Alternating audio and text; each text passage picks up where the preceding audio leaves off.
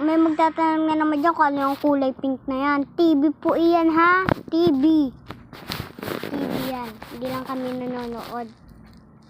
Baka baka sa Sabado manonood ulit kami. K-drama yung pinapanood kasi. Tapos minsan is Bing. The coconut nut is a big nut but delicious nut and nut and nut. Tapos yung strings ay feel good basta lahat.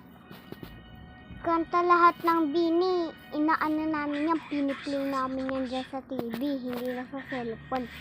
Kasi malakas ang ng TV, volume. Kasi sa papansin nyo, hindi ka talaga ako naliligo. Mamaya pa ako maliligo. Charot!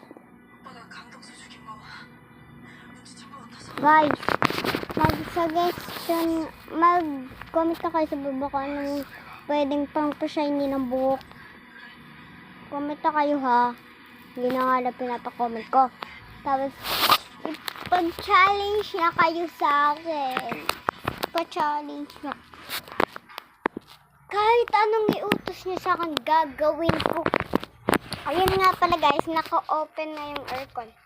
This is aircon. Open na siya. Yan. Open na siya. Kung papansin nyo, ayaw ko tumayo. Higa lang tayo ngayon. Ano? Magsalita kayo! Run Cub!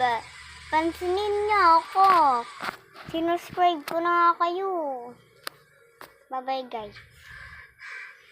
Mamaya na lang mga 1 PM. Kasi wala lang.